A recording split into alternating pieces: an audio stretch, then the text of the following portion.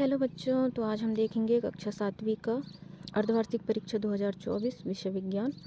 ठीक है, तो इसमें देखेंगे जो अर्धवार्षिक परीक्षा में जो प्रश्न आए हुए थे उनके उत्तर। ठीक है, तो आइए देखते हैं। पहला प्रश्न है यहाँ पर आपका, सही विकल्प चुनकर उत्तर लिखिए। तो पहला प्रश्न है, परजीवी का उदाहरण है। तो परजीवी का जो उदाहरण है वह हो जाएगा ऑप्शन डी, अमरबेल।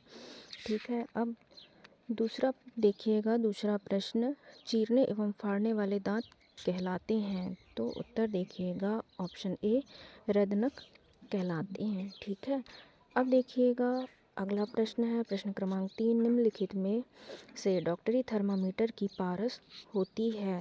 तो इसका जो सही आंसर है वह हो जाएगा ऑप्शन ए, 35 डिग्री सेल्सियस से 42 डिग्री सेल्सियस।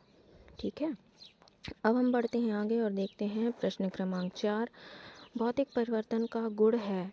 तो भौतिक परिवर्तन का जो गुण है वह है ऑप्शन ए, आकार बदलना।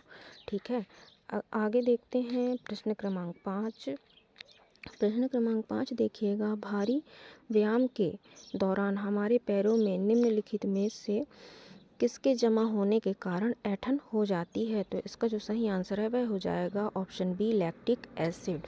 ठीक है, तो ये हो गया आपका प्रश्न क्रमांक 5 तक। ये जो सही विकल्प थे ये कंप्लीट हो चुके हैं। ठीक है, अब हम बढ़ते हैं आगे और देखते हैं। अगला है, रिक्त स्थानों की पूर्ति कीजिए। तो यहाँ पर रिक्त स्थान दिए हुए हैं। तो प्रश्न क्रमांक 6 देखिएगा, प्रकाश संश्लेषण क्रिया में पादप वायुमंडल से खालिस्तान लेते हैं तथा ऑक्सीजन का उत्पादन करते हैं। तो इसका जो सही आंसर है वह हो जाएगा कार्बन डाइऑक्साइड। ठीक है, यहाँ पर हो जाएगा आपका कार्बन डाइऑक्साइड सही। ठीक है, प्रश्न क्रमांक 7 देखिएगा। प्रश्न क्रमांक 7 में सूर्य से पृथ्वी तक ऊष्मा के आने वाले प्रक्रम को खालिस्तान कहते हैं। तो इसका जो सही आंसर है वह हो जाएगा विकिरण कहते हैं। ठीक है, ये आपका सही आंसर हो जाएगा। ठीक है, अब हम बढ़ते हैं आगे और देखते हैं प्रश्न क्रमांक 8, हवा में आर्द्रता मतलब कि नमी अधिक होने से लोहे पर खालिस्तान जल्दी लगती है। तो इसका जो सही आंसर है वह हो जाएगा जंग लगती है ना। ठीक है, अब हम बढ़ते हैं आगे और देखते हैं प्रश्न क्रमांक 9, रक्त परिसंचरण तंत्र की खोज खालिस्तान ने की थी। तो इसका जो सही आंसर है वह हो जाएगा विलियम हार्वे ने की थी। अब अगला देखिएगा, प्रश्न क्रमांक 10, खालिस्तान पुष्प में नर और मादा जनन अंग दोनों ही होते हैं। तो इसका जो सही आंसर है वह हो जाएगा उभय लिंगी। ठीक है, तो ये हो गया आपका खालिस्तान यहाँ पर कंप्लीट। अब हम बढ़ते हैं आगे और देखते हैं अगला प्रश्न देखिएगा, जो कि अति लघुत्तरीय प्रश्न दिए हुए हैं। प्रश्न क्रमांक 11 देखिएगा, मृतजीवी किसे कहते हैं। तो देखते हैं इसका उत्तर, मृतजीवी किसे कहते हैं का उत्तर देखते हैं। तो उत्तर देखिएगा, जो मरे जीव गले सड़े जीवों से अपना भोजन ग्रहण करते हैं उन्हें मृतजीवी कहते हैं। तो ये रहा आपका उत्तर यहाँ पर, जो जीव मरे गले सड़े जीवों से ही अपना भोजन ग्रहण करते हैं उन्हें हम मृतजीवी कहते हैं। ठीक है, तो ये हो गया आपका प्रश्न 11वां का उत्तर कंप्लीट। अब हम देखते हैं आगे, यहाँ पर प्रश्न क्रमांक 12 देखिएगा, आहार नली को कितने भागों में बांटा जाता है। तो इसका उत्तर देखते हैं हम।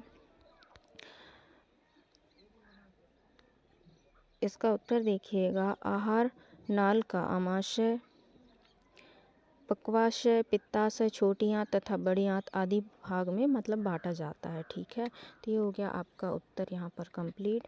अब हम बढ़ते हैं अगले प्रश्न की ओर और देखते हैं। यहाँ पर अगला प्रश्न है आपका, ऊष्मा स्थानांतरण में चालन और संवहन की प्रक्रिया में अंतर बताइए।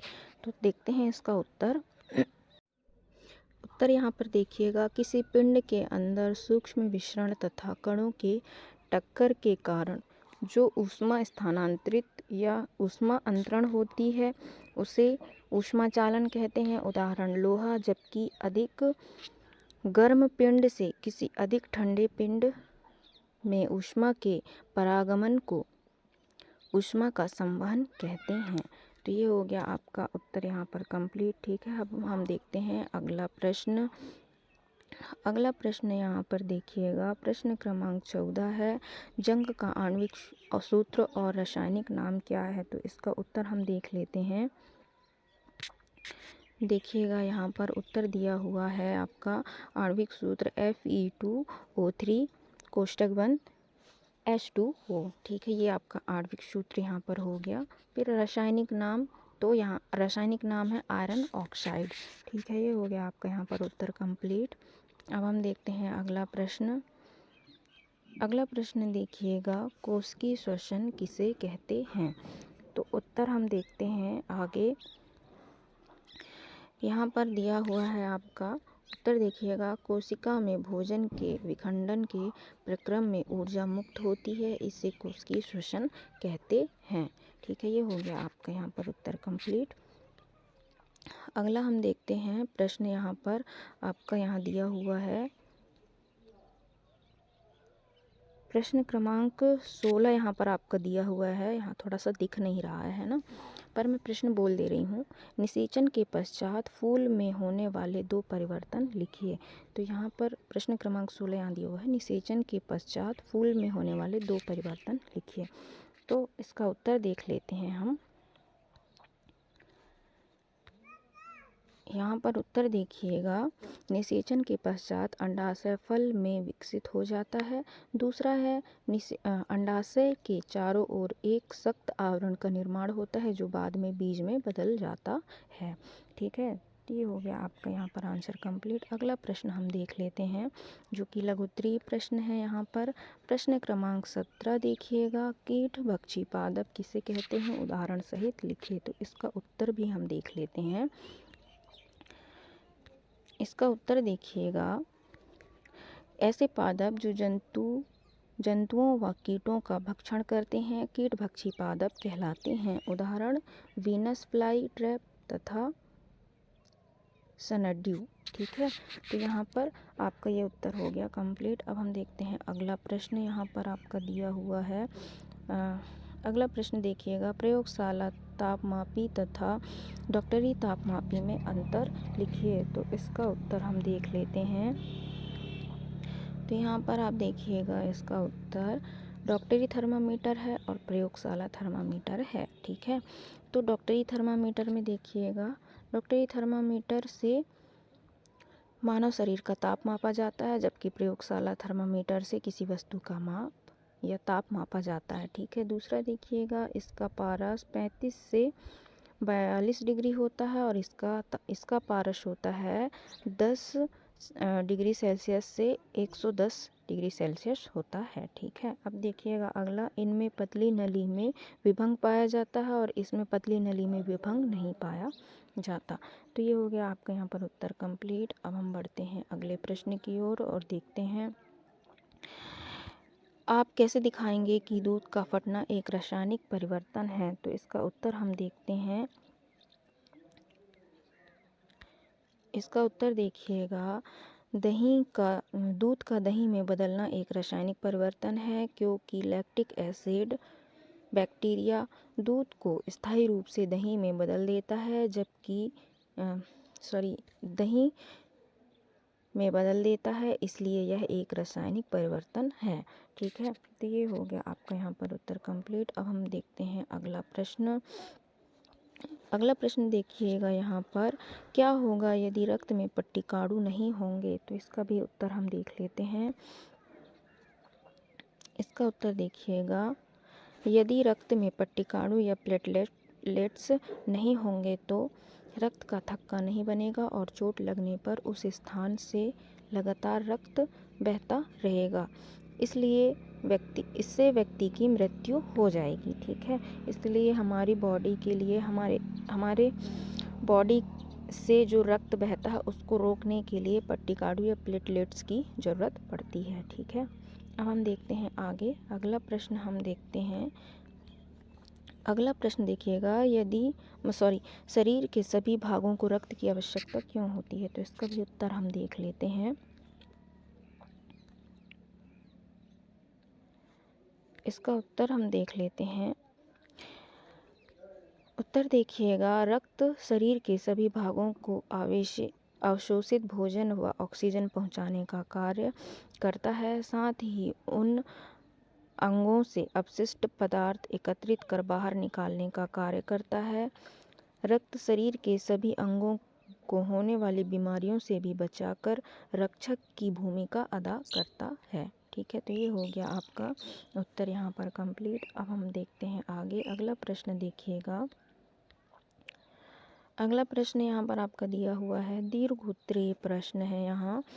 तो प्रश्न क्रमांक 23 देखिएगा, मनुष्य में कितने प्रकार के दांत पाए जाते हैं, प्रत्येक के कार्य लिखिए। ठीक है, तो उत्तर इसका हम देख लेते हैं यहाँ पर। उत्तर हम देख लेते हैं।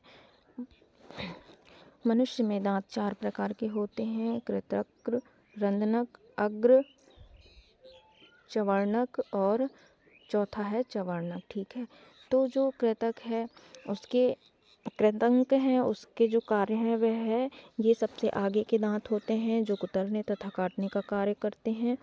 दूसरा है रंध्रक, इसका कार्य भोजन को चीरने व फाड़ने का होता है। तीसरा है अग्र चवर्णक, ये भोजन को चबाने में सहायक होते हैं। चौथा है चवर्णक, ये दांत भी भोजन चबाने में सहायक होते हैं। यहाँ पर ये हो गया कंप्लीट। अब हम देखते हैं आगे। प्रश्न क्रमांक 24 है। प्रश्न क्रमांक 24, अम्ल वर्षा किसे कहते हैं? वर्षा जल में यह अम्ल कहाँ से आता है तथा इससे क्या हानि पहुँचती है? तो इसका उत्तर हम देख लेते हैं। अम्लीय वर्षा वातावरण में अधिकतम CO2 और NO2 के कारण पानी में H+ आयन की मात्रा बढ़ जाने के कारण अम्लीय वर्षा होती है। इसकी जो हानिकारक है, यह पेड़ों को नुकसान पहुंचाती है।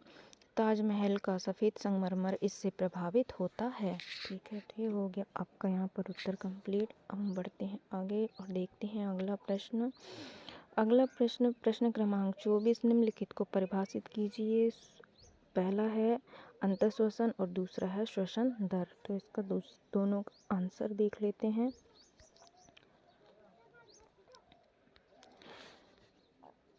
अंतःश्वसन की परिभाषा देखते हैं। ऑक्सीजन में समृद्ध वायु को शरीर के अंदर ले जाना अंतःश्वसन कहलाता है। दूसरा है श्वसन दर, कोई व्यक्ति 1 मिनट में जितनी बार श्वसन करता है उसे उसकी श्वसन दर कहते हैं। तो ये हो गया यहाँ पर उत्तर कंप्लीट। बढ़ते हैं अगले प्रश्न की ओर, जो कि आखिरी प्रश्न है इस प्रश्न पत्र का। प्रश्न क्रमांक 26, पुष्प में निषेचन की प्रक्रिया का सचित्र वर्णन कीजिए। तो इसका उत्तर हम देख लेते हैं। पौधों में निषेचन एक ऐसी प्रक्रिया है जिसमें नर युग्मक मतलब पराग और मादा युग्मक मतलब अंडा का संलयन शामिल होता है। पौधों में निषेचन की प्रक्रिया परागण, अंकुर आदि द्वारा सुगम होती है। अंततः जब संलयन होता है तो इसका परिणाम द्विगुणित युग्मज होता है जो आगे फलों में विकसित होता है। और इसका हम डायग्राम देख लेते हैं यहाँ पर। इसका डायग्राम भी यहाँ पर दिया हुआ है, देख सकते हैं। यहाँ पर परागकण है, वर्तिकाग्र है, फिर नर युग्मक, परागनली, अंडाशय, मादा युग्मक। ठीक है, तो ये है आपका यहाँ पर डायग्राम। इसको देख के अच्छे से बना लीजिएगा। और हमारी वीडियो पसंद आए तो चैनल को सब्सक्राइब करिएगा, वीडियो को लाइक करिएगा। Thank you.